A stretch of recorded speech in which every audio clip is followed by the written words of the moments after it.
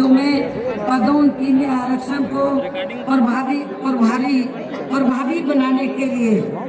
इसको प्रभावी बनाने के लिए जब केंद्र की रही कांग्रेसी सरकार में संविधानिक संशोधन विधेयक संसद में लाया गया था, तो तब उसे कांग्रेस पार्टी ने बीजेपी व अन्य आरक्षण विरोधी पार्टियों की अंदरूनी मिलीभगत से पास तक भी नहीं होने दिया था, जो अभी तक भी संसद में लटका पड़ा है। जबकि समाजवादी पार्टी के सांसदों ने तो इस बिल को ही संसद में फाड़ दिया था। इतनी ज्यादा इस पार्टी को इनके पदोन्नति में आरक्षण दिए जाने को लेकर इस बिल से इनको जबरदस्त एलर्जी थी, नफरत थी।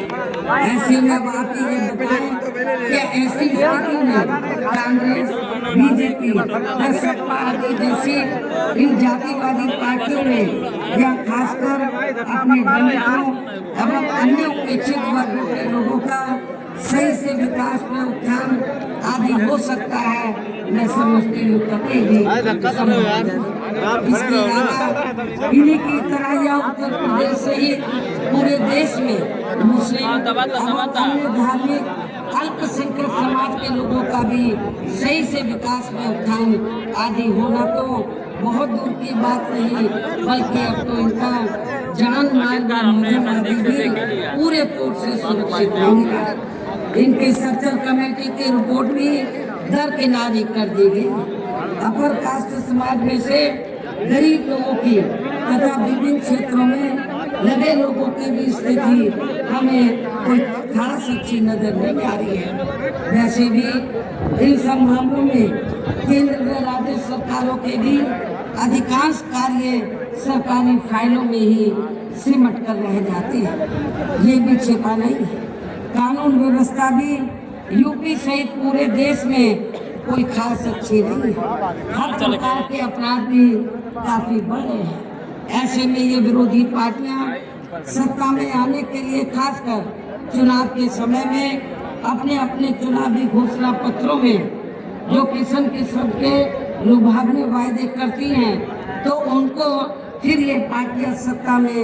आने के बाद 50% भी लागू नहीं करती हैं। साथ ही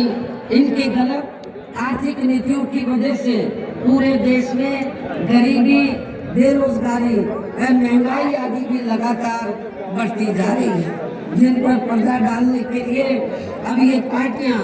आए दिन किस्म के हथकंडे इस्तेमाल करती रहती हैं। इतना ही नहीं, बल्कि अब तो सत्ता एवं विपक्ष अंदर मिलकर वे अपनी जातिवादी मानसिकता के तहत चलकर यहाँ बाबा साहब डॉक्टर भीमराव अम्बेडकर द्वारा निर्मित किए गए इनके मानवतावादी व समतामूलक भारतीय संविधान को भी बदलकर इसे ये पुराने वाले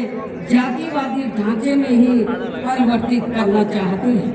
जिसके लिए इनके साधु संत भी आए दिन पैरवी करते रहते हैं, जिसे हमारी पार्टी बीएसपी कतई भी बदलने नहीं देगी, चाहे इसके लिए हमें कितना भी संघर्ष क्यों ना करना पड़े। गरीबों, आदिवासियों, पिछड़े वर्गों एवं अन्य उपेक्षित वर्गों के लोगों के कानूनी अधिकार सुरक्षित में बचे रह सकते हैं, वरना इन वर्गों के लोगों को अभी तक थोड़ा बहुत जो भी लाभ मिल रहा है, तो फिर यहाँ संविधान बदलने पर ये काफी कुछ खत्म ही हो जाएगा। जिन्हें बचाने व बरकरार रखने के लिए इन सभी वर्गों के लोगों को बीएसपी के झंडे तले आपस में एकजुट होना होगा। साथ ही अपनी बीएसपी पार्टी को हर स्तर पर मजबूत बनाकर इसे सत्ता में भी लाना बहुत जरूरी है, क्योंकि बीएसपी ही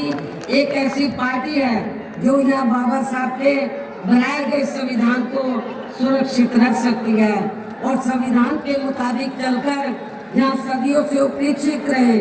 दलित एवं अन्य उपेक्षित वर्गों के लोगों को अपने पैरों पर खड़ा कर सकती है। और ये सब आप लोगों ने यूपी में अपनी पार्टी